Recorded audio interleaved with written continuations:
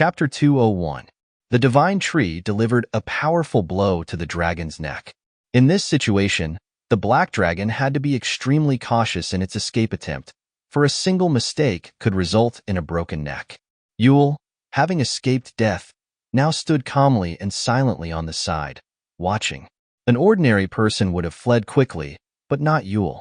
He knew clearly that the purple creature battling the black dragon was the rumored serpent, the beast that had connected the moon and the earth. Therefore, such an opportunity to observe was truly rare. At the very least, he could gather additional information about a rare fourth-order transcendent creature in the world, which would aid him in future confrontations. On the continent, humanity's overseers were also astounded. They didn't know where this purple serpent came from and why it was aiding humans. Or was it really helping humans? No one knew. At this moment, the purple serpent's mouth did not let go. The divine tree was determined to bite down hard, even beginning to spew its own spiritual power like a deadly purple flame into the very spot it was biting, causing the dragon to scream in pain. The divine tree bit deeper and deeper, seemingly wanting to ensure that the dragon could not escape. Then, the divine tree took a run-up, pushing the black dragon hard into the sea. The two created a massive collision with the sea surface, causing a wave hundreds of meters high. The divine tree continued to push the dragon deeper and deeper. At this point, the dragon's screams were drowned out by the sea. Finally, the divine tree pushed the dragon to touch the seabed, a horrifying collision. The dragon at this point had almost lost consciousness. It had never been so oppressively cornered by an opponent before. This was complete domination. Was the dragon opening its mouth to accept death? The divine tree opened its mouth wide, preparing to deliver a finishing blow. Spiritual power was fully concentrated in its mouth.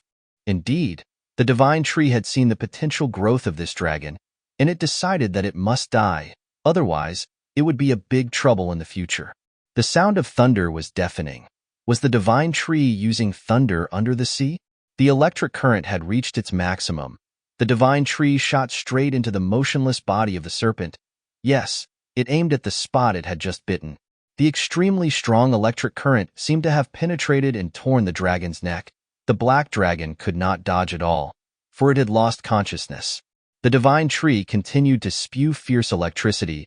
Even the electric current had pushed the dragon's body to slide hundreds of meters under the sea, and it still did not stop. At this moment, the divine tree stood still, observing. The entire seabed had shuddered once, dust and sand clouding everywhere. The black dragon lay there, its eyes seemingly about to close, its body heavily injured. It was struggling to breathe out its last breaths. The divine tree released its spiritual power and checked the opponent. Indeed, the dragon was extremely weak. Even its signs of life were no longer present. Just then, the divine tree was startled. If it had hair, surely its hair would stand on end, for a strange but extremely powerful stream of spiritual power had just passed by. The divine tree immediately turned around, activating its high alert mode, but apart from the gurgling sound of bubbles, there was no one approaching at all. Suddenly a voice rang out, "Uzu, finally I have met you." The divine tree glanced over. It guessed that this name was the Dragon King, one of the 7 kings of the deep sea. The dragon quickly confirmed, yes, he was the Dragon King, but why were his teeth so white, and his skin so black? It turned out that this name had a physical form. It was darkness. Its whole body exuded a dark and deadly black aura. There was no sign of life at all. No wonder the divine tree could only perceive it through the power of spiritual power. The divine tree then asked a question in doubt. "Have you come to this world yet?" The dark dragon replied, "This is just a wisp of my soul. It will quickly dissipate. This time I have something to say to you." "Wait a minute, a wisp of soul. Does that mean the Dragon King is dead?" The dark dragon continued, "Do you want to join us? There is no conflict of interest between you and me, so there is no reason for us to become enemies. If a war starts, it would be a foolish thing." The more the dark dragon spoke, the more confident he became. He continued to speak to the divine tree. "We can definitely cooperate. What do you think?" "Huh? Is that all?" Actually, the divine tree was waiting to see if there were any more attractive arguments. Unfortunately, there were none.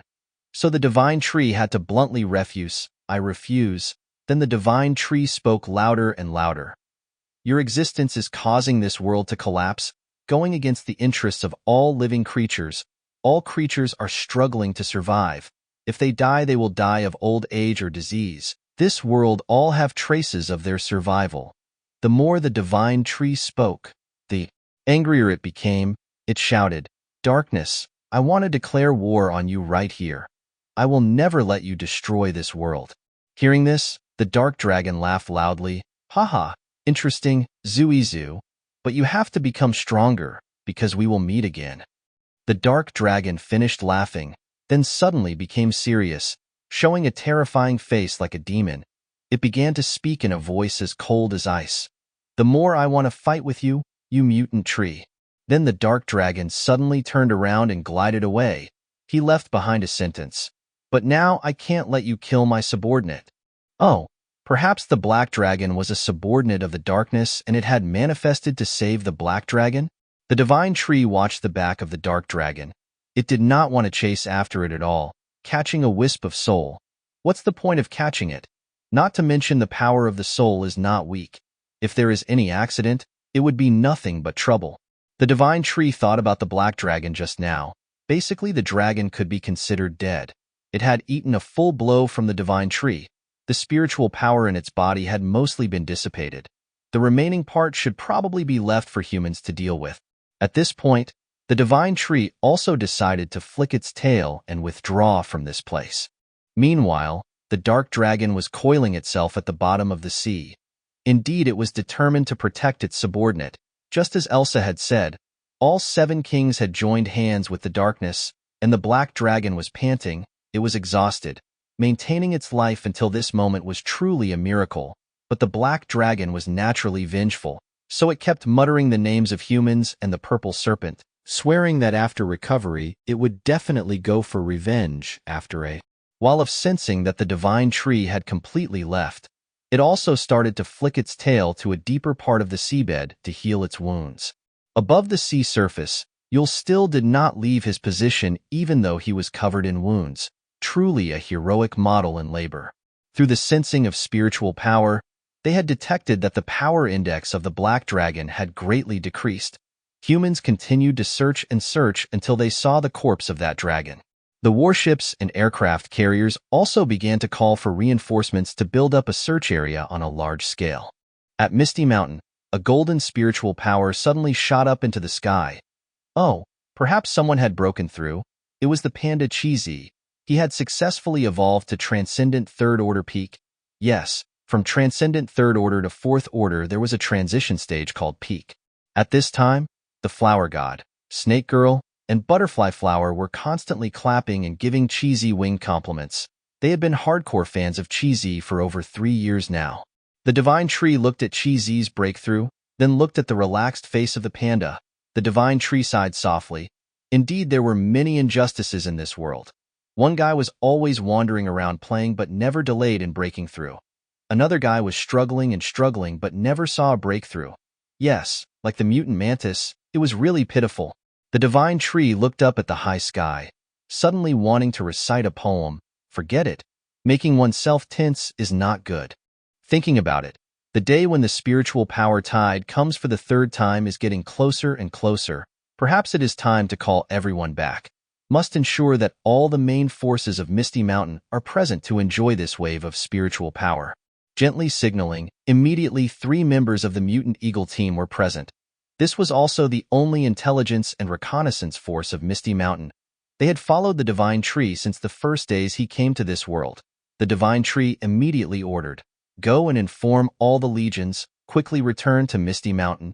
The 3 birds immediately flapped their wings and disappeared from sight. The divine tree turned to Xiaoling and asked softly, "Can Peace City make spiritual power bombs and spiritual power rifles from space?" Xiaoling replied, "Bombs and spiritual power rockets can be made, but with spiritual power rifles firing from space, we still do not have enough level to do."